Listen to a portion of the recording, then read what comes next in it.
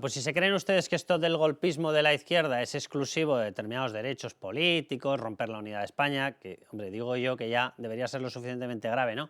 Pero más allá de eso, si se cree alguien que esto no va por lo económico, pues claro que va por lo económico. ¿Cuál es el rasgo común de todos los partidos que están pactando la destrucción de España y la destrucción de la Constitución y del sistema del 78? Y por tanto del sistema democrático que tenemos en España. Bueno, el rasgo común de todos los partidos es que son de extrema izquierda. ¿Qué van a imponer los de extrema izquierda? Pues evidentemente el ataque a las empresas, a la propiedad privada, la inseguridad jurídica absoluta, el que ustedes no puedan trabajar y guardarse el fruto de su trabajo, no, tendrán que ser justificado por una redistribución social y la justicia social para que les quiten todo lo que se pueda y ustedes no tengan ninguna capacidad de ahorro. Y así podríamos seguir con todos los derechos que se puedan imaginar, todos los de contenido económico. Tendrán muchos más derechos que ustedes, uno ocupa, no lo duden, tendrá muchos más derechos que una persona que paga sus tasas y sus licencias como tienda, tendrá muchos más derechos el mantero de delante, no lo duden, tendrá mucho más derechos que ustedes como accionistas, un gobierno que derrocha todo el dinero y le han entrado ganas de derrochar también el suyo y le quitará lo que sea con tal de conseguir seguir gastando. No lo duden y les endeudarán todavía más de lo que nos endeudan con deuda pública y subirán mucho más los impuestos, no tengan ni la más mínima duda. Y si tienen alguna duda, vayan viendo estas declaraciones, fíjense. Creo que los empresarios también tienen una enorme responsabilidad social en la sociedad en la que nacen y desarrollan toda su acción. Y creo que además en España hay ejemplos extraordinariamente positivos de grandes empresarios comprometidos con su país. Desde luego, tras este anuncio, creo que no es el caso del señor Del Pino. Marcando a empresarios, por cierto, él marcando, su ministra de Hacienda amenazando con inspecciones fiscales. O sea, lo del serie de Nottingham se quedaba corto en España. Y esto ha ocurrido antes del periodo actual, antes de que negocien la destrucción de la Constitución con todos sus amigos golpistas. Antes de eso. Bueno, otro caso, otras declaraciones. Belarra, fíjense. Juan Roch, a decir que decirle capitalista despiadado no es un insulto, compañeros y compañeras, es una descripción. Y una cosa muy importante que explicó Illueca, que es que quien genera riqueza en este país, compañeros y compañeras, son los trabajadores y las trabajadoras, no los empresarios. La que no ha generado riqueza nunca eres tú. O sea, sobre eso sí que no hay ninguna duda, y todos los compañeros tuyos de partido. Beatriz García, muy buenas. Muy buenas. Decía yo, y creo que lo compartiréis, el que se piense que en una destrucción constitucional, y por lo tanto habría que volver a redactar una constitución, no se van a alterar los más básicos derechos económicos, y el que se piense que esto de los ataques a empresarios marcándolos no va a ir a atacar, por ejemplo, al propietario de una casa, de dos casas, de tres casas, o a la persona que tenga 4 duros ahorrados porque se ha convertido en un maldito especulador, de verdad que se lo haga mirar. Sí, bueno, y aquí tanto Belarra como Sánchez atacan, que esto es algo insólito, mira que la izquierda ha hecho bueno, atrocidades en el ámbito económico, pero señalar con nombres y apellidos a los empresarios, a los dueños de las empresas, en esto son todos unos innovadores. Además, Mercadona, ella que está tan preocupada Belarra por los trabajadores y la clase obrera y demás, tiene que saber que es dentro de su sector la empresa que mejor paga a sus trabajadores, multinacionales como Ferrovial, pagan muchísimo más y sueldos mucho más altos que lo que puede pagar una pyme porque está completamente asfixiada con medidas que también promueve Pedro Sánchez, como son las subidas tributarias y barreras a la salida adelante o a la construcción de todo tipo de negocios.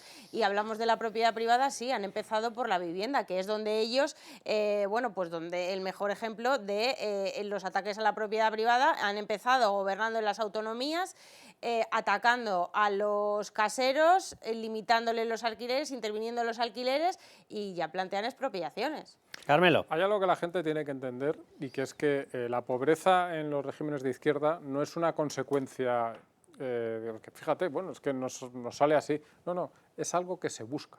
Es decir, las políticas de izquierda buscan crear y generar pobreza. Y todas estas políticas que estamos viendo y estos ataques a la libertad de empresa, a los empresarios, a la propiedad privada, buscan generar pobreza, porque solo en ese ambiente de pobreza, ese tipo de regímenes, ese tipo de partidos puede prosperar, puede seguir adelante, puede mantenerse en el poder. Entonces no es algo casual, es decir, no es algo que digas, bueno, es que se equivocan, no saben hacerlo y entonces lo hacen mal. No, no, es algo que buscan. Cuando buscan demoler la propiedad privada es porque quieren que seamos más pobres, porque si somos más pobres nos tienen en el puño.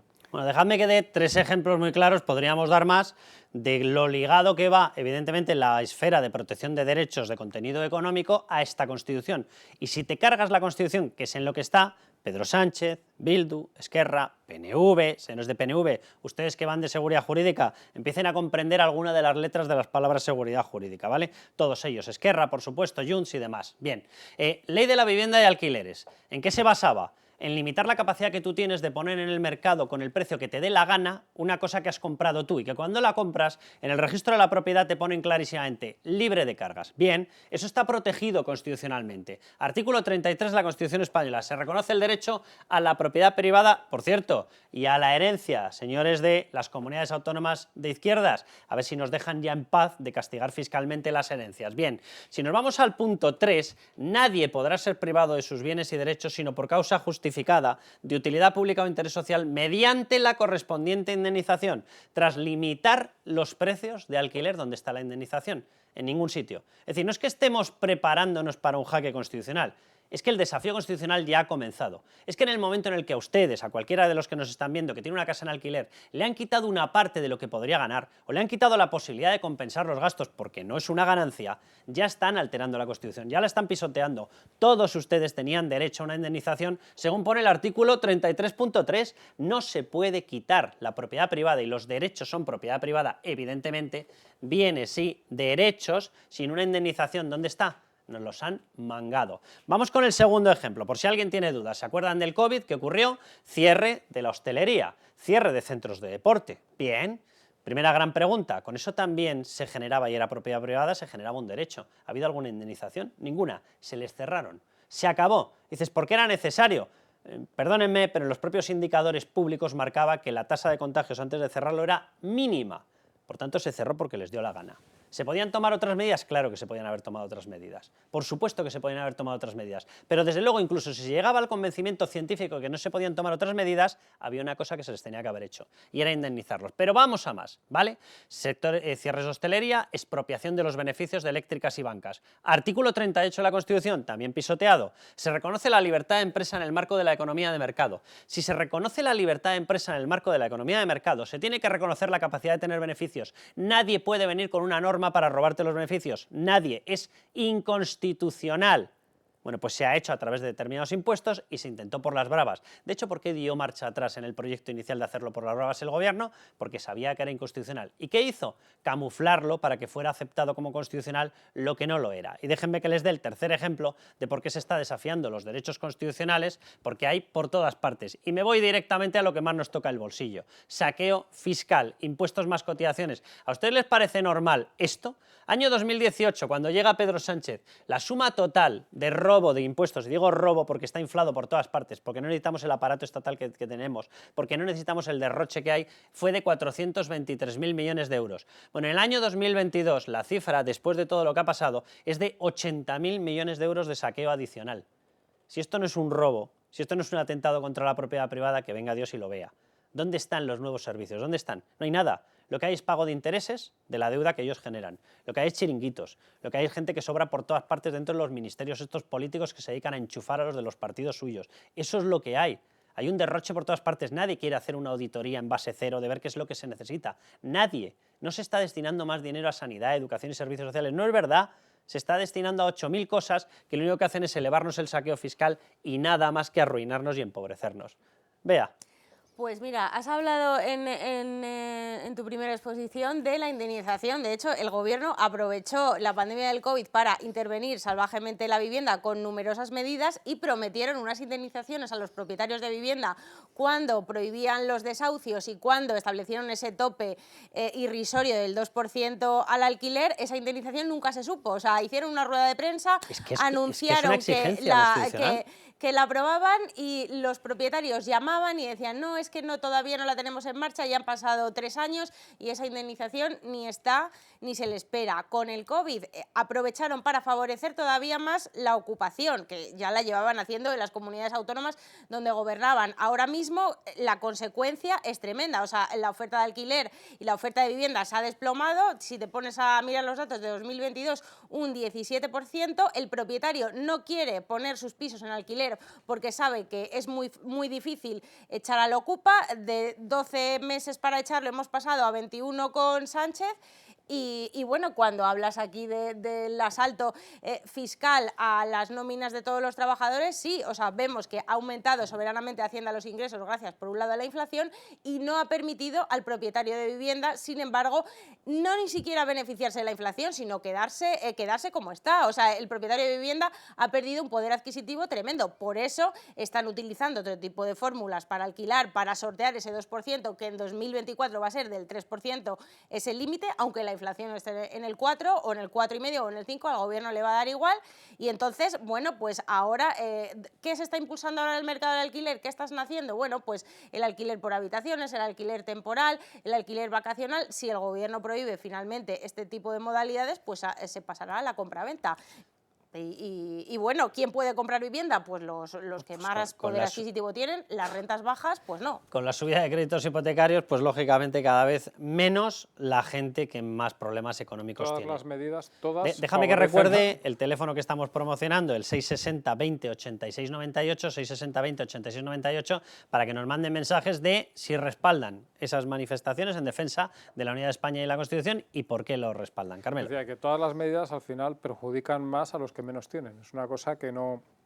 Bueno, pero fíjate falla. también, Carmelo, que es así. porque al final la persona que más ha acumulado tiene una triste escapatoria que es marcharse. Efectivamente. O sea, es que por desgracia al final se acaban cargando un país. Bueno, luego es que aquí podríamos hablar mucho de las envidias y toda esta historia.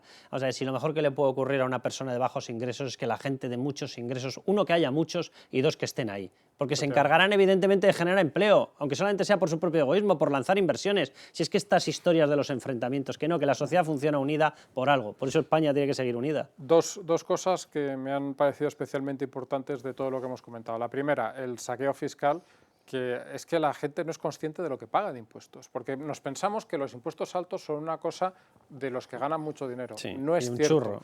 Por desgracia, el trabajador medio en España, que por desgracia también tiene un sueldo bastante bajo comparado con el de otros países de nuestro entorno, ese trabajador trabaja medio año para el Estado. Medio año de impuestos que son no solo lo que paga en nómina IB o el IRPF IB, sino lo que paga su empresa por él, lo que paga cada vez que llena el depósito, lo que paga como se le ocurre un día comprarse una botella de licor, lo que paga como se le ocurre un día fumarse un cigarrillo, lo que paga cuando hace cualquier cosa, lo que paga cuando se muere o cuando se muere su familia. Uno de cada 2 días no trabajas para ti. No trabajas para ti, trabajas para el Estado, que es una cosa inmoral. Es que es algo que es esencialmente inmoral, que el Estado se ve la mitad de tu trabajo.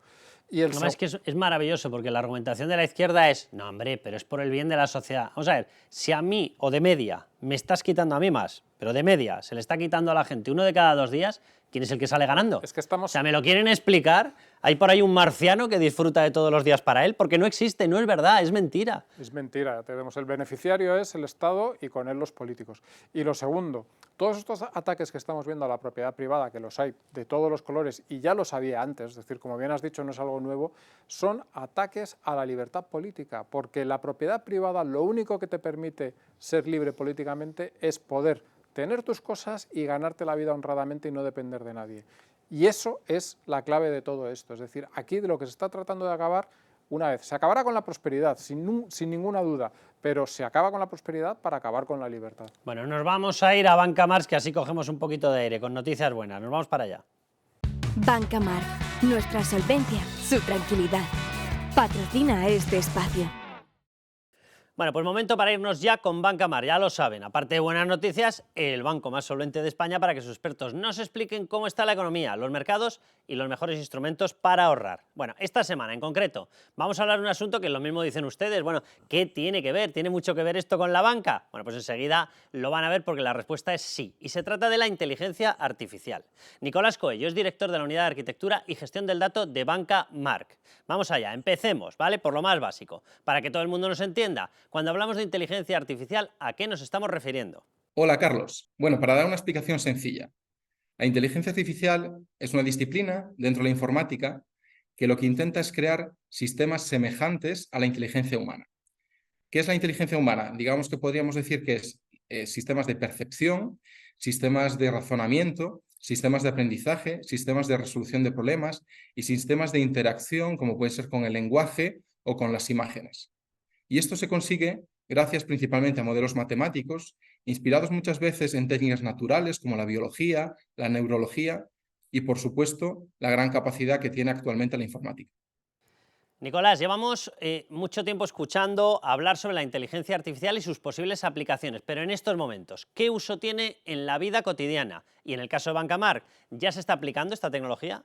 Actualmente ya se dispone de muchísimos usos en nuestra vida cotidiana, usos como pueden ser los asistentes vocales que tenemos algunos en nuestras casas, también el reconocimiento de imágenes que hacen los vehículos para la seguridad, el reconocimiento de imágenes que también se hace dentro del mundo médico para detección precoz de muchas enfermedades. Y últimamente, digamos que los más famosos o los con más renombre son todos los modelos capaces de generar lenguaje y generar imágenes desde cero, ¿no? En Bancamar hacemos uso de algunas de estas técnicas, donde puede ser, por ejemplo, en el mundo de la ciberseguridad. Todos nuestros sistemas están protegidos con mecanismos de inteligencia artificial muy sofisticados, así tanto los nuestros como para nuestros clientes. Tenemos métodos para que cuando alguien intenta suplantar la identidad de un cliente, intentar detectarlo. También hemos sido pioneros dentro del sistema financiero español en ofrecer técnicas de inteligencia artificial, como puede ser la firma por voz, para la mayor seguridad de nuestros clientes y su mejor experiencia, ¿no?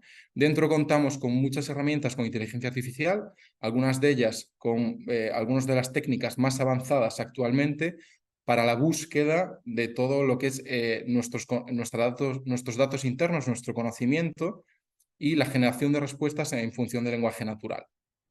También nuestros gestores cuentan con herramientas para poder personalizar y dar un mejor servicio a los clientes en base a algoritmos propios que nosotros hemos desarrollado y que estos le ayuden a dar un mejor servicio.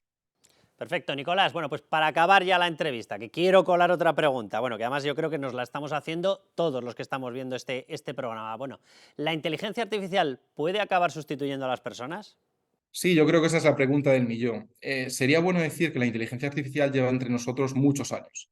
Estamos hablando de términos acuñados a mediados del siglo pasado, con técnicas que llevan desarrolladas años o decenas de años. Y la inteligencia artificial, actualmente no hay ninguna inteligencia artificial que pueda mimetizar todas las capacidades de inteligencia que tiene un humano. Luego, lo que intentan es replicar partes de ese conocimiento, como hemos dicho.